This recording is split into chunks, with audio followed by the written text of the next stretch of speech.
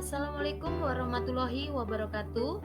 Perkenalkan, saya Susanti SPD SD dari UPT SD Negeri 1 Pajarusu, calon guru penggerak angkatan 8 Kabupaten Pringsewu. Di sini saya akan memaparkan tentang Jurnal Refleksi Dwi Mingguan Modul 2.1 Pembelajaran Berdiferensiasi.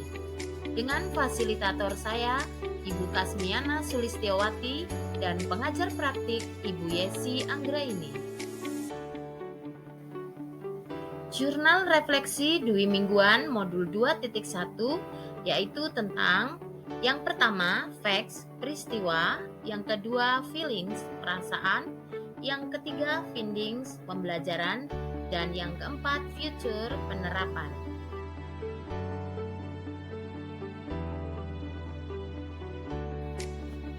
Untuk yang pertama, facts atau peristiwa. Pembelajaran modul 2.1 ini dimulai pada tanggal 21 Juli 2023 dengan kegiatan pretest.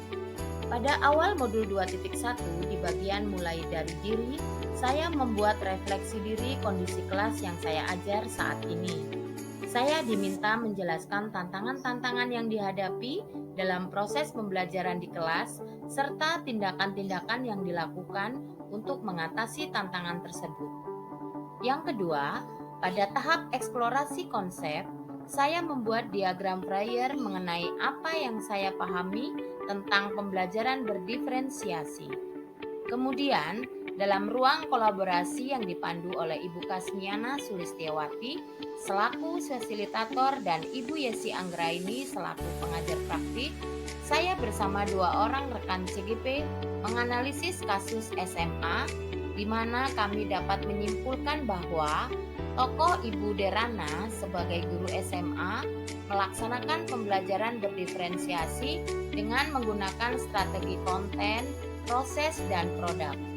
Dalam demonstrasi kontekstual, saya membuat RPP pembelajaran berdiferensiasi.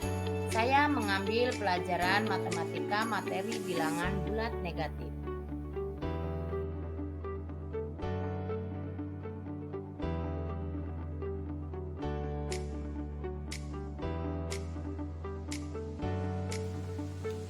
Yang kedua adalah feelings atau perasaan.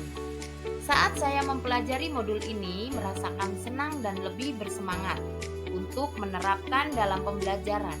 Saya bersyukur mendapat ilmu baru yang sangat luar biasa, berpengaruh terhadap eksistensi saya menjalani profesi sebagai guru. Modul 2.1 memang memberikan saya banyak ilmu mengenai pembelajaran berdiferensiasi. Di modul ini, saya mendapat hal yang luar biasa terkait ilmu-ilmu baru yang memacu saya lebih bersemangat dalam mengimplementasikan semua yang saya dapatkan.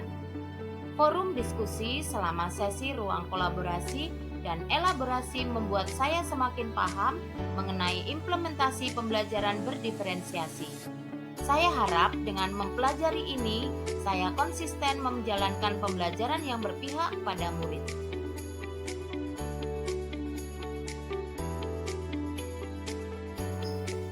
Yang ketiga, findings atau pembelajaran.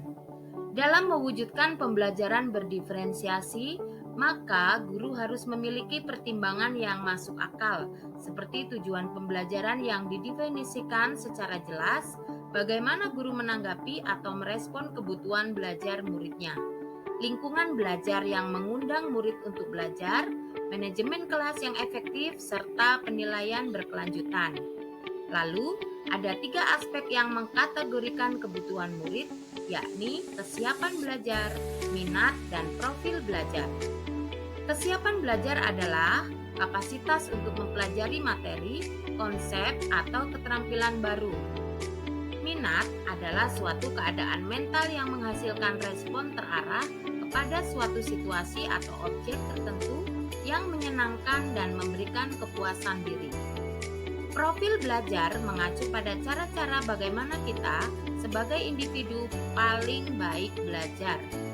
Strategi diferensiasi ada 3, yakni diferensiasi konten, diferensiasi proses, dan diferensiasi produk. Diferensiasi konten saya mengacu pada pemetaan kebutuhan murid. Guru menyajikan beragam media pembelajaran sesuai dengan kebutuhan murid. Diferensiasi proses mengacu pada bagaimana jalannya sebuah pembelajaran berdasarkan gaya belajar. Dan diferensiasi produk mengacu pada produk yang dihasilkan sebagai unjuk kerja sesuai dengan kemampuan murid.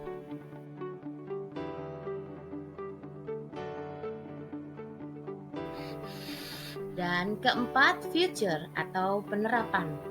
Setelah mempelajari modul ini, saya akan merencanakan dan mengimplementasikan pembelajaran berdiferensiasi. Saya akan sering berkolaborasi dengan rekan sejawat yang sudah berpengalaman dalam melaksanakan pembelajaran berdiferensiasi.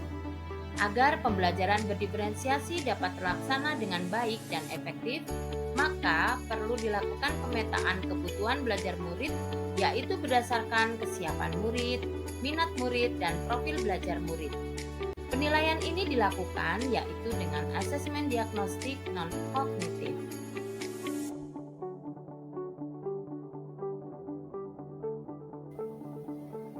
Demikianlah pemaparan tentang Jurnal Refleksi Dwi Mingguan Modul 2.1 Pembelajaran Berdiferensiasi. Terima kasih, saya akhiri. Wabillahi taufiq wal hidayah. Wassalamualaikum warahmatullahi wabarakatuh.